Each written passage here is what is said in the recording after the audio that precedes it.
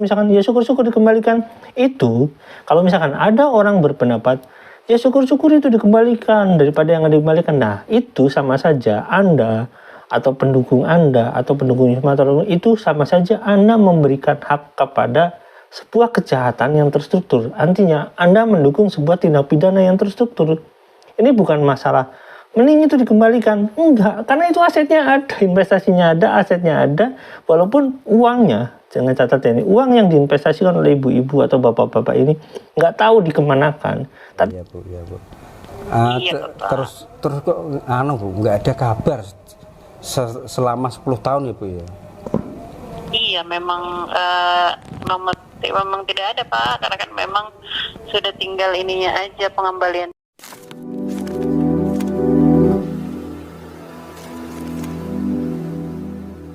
Assalamualaikum warahmatullahi wabarakatuh. Welcome back to my channel Detektif Di. Ya teman-teman, ini soal patungan usaha ya. Beberapa waktu yang lalu, baik di Thoyibah atau di JTV itu, di YouTube mereka itu merilis seseorang ya bapak-bapak yang katakanlah dia ikut patungan usaha, investor patungan usaha, di mana dalam video terakhir yang saya lihat, nanti teman-teman bisa lihat sendiri ya. Intinya dia telah memberikan sertifikatnya kepada pihak koperasi. Nah kebetulan ini berhubungan dengan kita dan kita masih ada, kemarin sempat ke Kementerian Koperasi dan mengatakan, dan Kementerian Koperasi juga sepengetahuan saya dapat informasi ini, informasinya A1 tentunya ya. Itu pihak koperasi memang udah pernah datang sana dan pihak Kementerian Koperasi ya, dan Kementerian Koperasi ke sana, dan mereka ketakutan nih pihak koperasi, dan mereka menjelaskan bla bla bla bla kayak gitu. Intinya mereka ketakutan lah.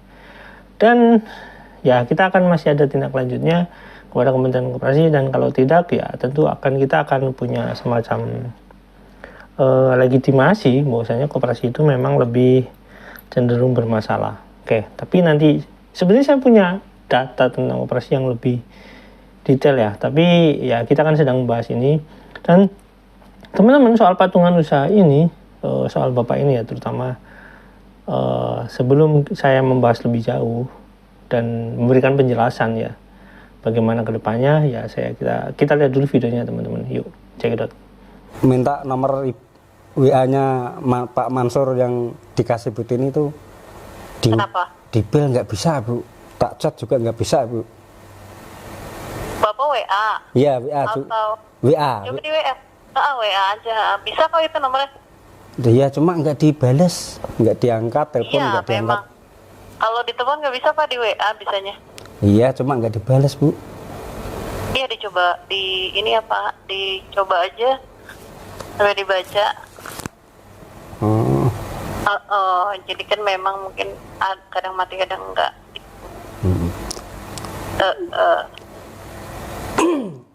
Kira-kira Bu Tini tahu nggak lah kapan? Enggak Pak, kalau saya nggak tahu. Kan beliau yang punya dananya. Iya, sabar aja, nanti juga gitu. Iya bu, iya bu. Tapi sertifikat saya udah di aman. Enggak, maksudnya udah dikasih kan sertifikat mah di saya Pak, dikumpulinnya. Oh. Kalau cuma list namanya baru. Enggak, maksudnya udah diantrikan gitu loh bu. Iya. Oh. Aduh, kok kemana ini udah kelewat ya bu, 10 tahunnya bu. aduh. Iya, yang lain juga kan itu Pak sama. Yang lain ngantri juga sama. Iya. Banyak nganternya bu. Yang lain sama kayak Bapak nunggu juga.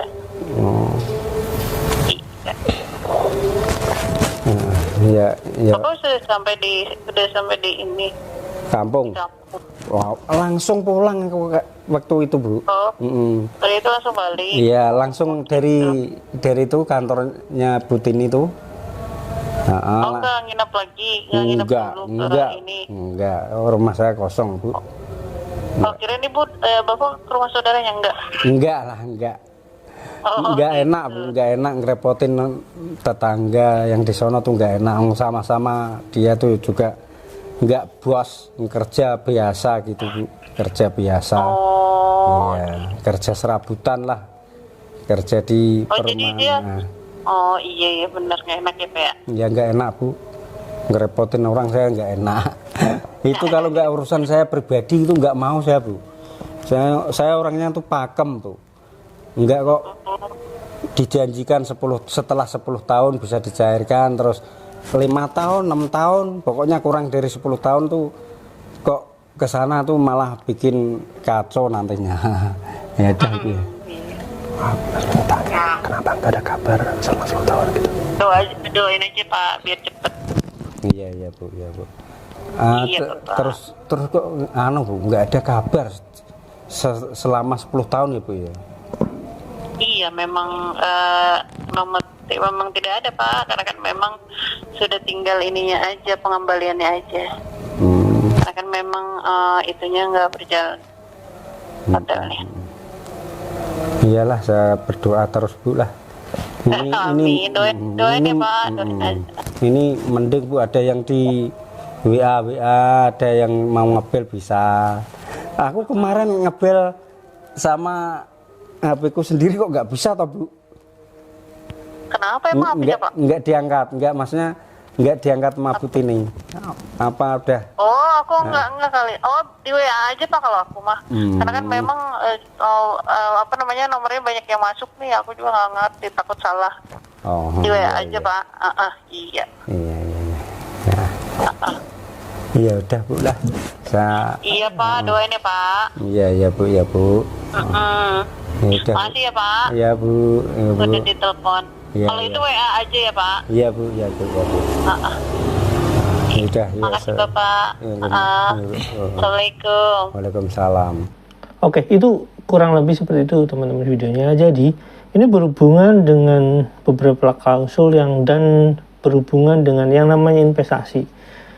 Berbicara tentang investasi tentu berbeda dengan tabungan ya. Koperasi itu bisa mengumpulkan tabungan, bisa ini koperasi kan koperasi jasa.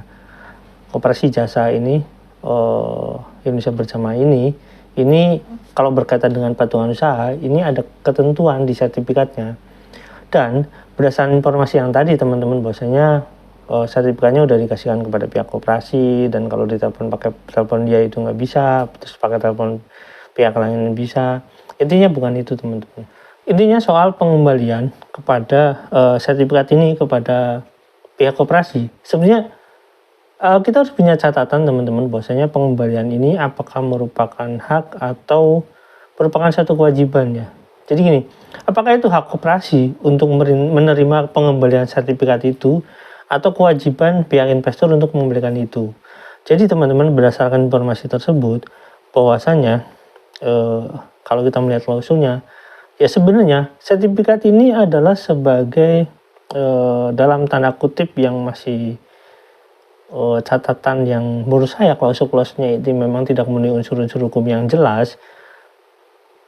Intinya sertifikat ini adalah sebagai bahan pemegang saham oleh para investor. Intinya seperti itu teman-teman, walaupun klausulnya nggak jelas. Tapi oke lah, terlepas daripada klausul hukumnya itu jelas atau enggak.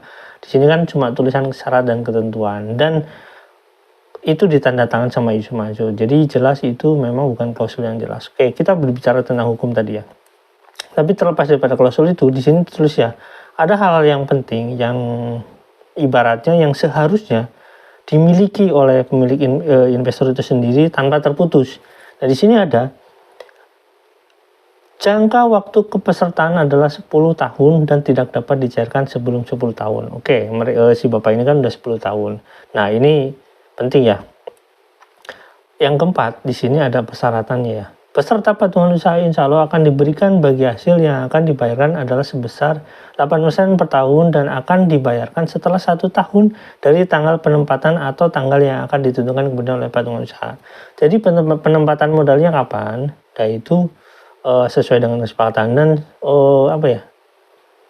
Intinya 8% itu nggak pernah ada kabarnya setelah 10 tahun. Nah di sini ada nomor 5, ini penting, yang sangat penting menurut saya. Pengembalian dana refund peserta patungan usaha akan dilakukan setelah dana ditempatkan 10 tahun dan langsung dikreditkan ke dalam rekening peserta patungan usaha yang tercantum pada data administrasi patungan usaha. Jadi 10 tahun ya. Tapi kalau misalkan itu memang tercatatnya sudah 10 tahun ya seharusnya 10 tahun, karena ketika dana itu sudah dibayarkan berarti otomatis sudah ditempatkan berdasarkan ketentuan sertifikat tersebut. Sertifikatnya udah punya kan gitu. Jadi makanya di sini peserta patungan usaha dapat mewariskan bagi hasil kepada ahli waris sesuai dengan ketentuan hukum waris yang berlaku di Indonesia. Oke, kita pakai yang Islam, pakai hukum waris Islam. Apabila terdapat perbedaan, maka data yang akan digunakan adalah data yang ada pada administrasi patungan usaha. Nah, itu ya teman-teman ya. Jadi klausulnya di sini memang berbeda-beda, tidak pas lah gitu. Di sini ada yang paling penting ya. Setelah peserta mendapatkan pengembalian dana refund, insya Allah peserta tetap mendapatkan bagi hasil selama usaha hotel, apartemen, haji dan umroh masih beroperasi. Nah, di sini makanya saya katakan di sini memang ini berdasarkan yang tadi nomor 5 ya, pengembalian dana refund peserta patungan usaha insya Allah akan dilakukan setelah dana ditempatkan 10 tahun. Dalam kurung ya itu 10 tahun dan langsung dikreditkan ke dalam rekening peserta usaha yang tercantum pada data administrasi patungan usaha. Jadi Bapak ini harusnya tanpa memberikan sertifikatnya itu, Bapak ini seharusnya sudah ditransfer secara otomatis oleh pihak Yusuf Mansur ya, atau pihak koperasinya. Dan itu pewarisnya, pengembalian manfaatnya yang sebesar 8% itu masih harus tetap ada gitu. Jadi kalau misalkan Bapak ini telah mengembalikan dan dikembalikan 10 tahun investasinya itu berdasarkan misalkan dia 12 juta, berarti dia dikembalikan 12 juta. Secara otomatis Bapak ini kalau misalkan tidak ada ketentuan yang pasti daripada pengembalian sertifikat itu, Bapak ini akan kehilangan hak manfaatnya dari sertifikat tersebut ya, dan atau perjanjian-perjanjian lain yang ada di dalamnya. Nah, logikanya begini teman, kita berinvestasi 10 tahun nih, 12 juta. Kita tahu inflasi di Indonesia itu minimal rata-rata 7% lah, kita anggap 7%, walaupun kadang sampai 10%, apalagi kemarin COVID itu inflasinya cukup tinggi. Jadi kalau kita ambil rata-rata 7%-an, berarti inflasinya udah sangat tinggi. Ini kalau misalkan berdasarkan inflasi, tapi kalau berdasarkan perhitungan nilai daripada uang itu tersebut, inflasi itu nggak harus uang kan, inflasi itu berbagai macam. Jadi kalau misalkan penurunan nilai mata uang rupiah itu terhadap dolar atau terhadap mata uang lain, atau terhadap manfaat-manfaat yang lain, misalkan kayak untuk pembelian tanah dan misalkan pembelian properti yang lain. Jadi kalau misalkan dihitung 12 juta dan dikembalikan 12 juta dan nggak mendapat apa-apa lagi, itu namanya Bapak ini meminjami Yusuf Mansur otomatis. Tapi berdasarkan klausul ini kan bukan seperti itu. Nah, kalau misalkan Bapak ini ternyata setelah dikembalikan nggak punya hak lagi, otomatis Bapak ini seharusnya punya hak untuk menuntut gitu. Untuk menuntut Yusuf Mansur untuk memiliki hak tersebut. Yang pertama 8% yang nggak dikasih, atau misalkan nanti dikasih sebagian, terus tiba-tiba haknya hilang, itu otomatis ya, itu otomatis seharusnya Bapak ini mendapatkan hak manfaat daripada 8% yang tiap tahun dan mempunyai saham yang diganti, karena kan pendapatannya 8% tuh dari 8% tersebut. Nah, andai kata tidak terjadi bagaimana? Nah, saya harus memberikan informasi kepada teman-teman bahwasanya kenapa saya membawa ranah ini kepada Kementerian Koperasi dan hal-hal yang berhubungan dengan investasi. Karena apa? Ini investasi, bukan pinjam-meminjam uang ya. Nah, kalau misalkan ada teman-teman yang ini dibantu agar uangnya cair, saya nggak setuju memang, karena itu saya nggak melakukan hal itu, terkecuali kita memberikan gugatan kepada pengadilan. Melalui pengadilan itu kita minta hak sahamnya, itu udah pasti, dan kita minta pengembalian uang modalnya itu. Nah, itu keinginan saya.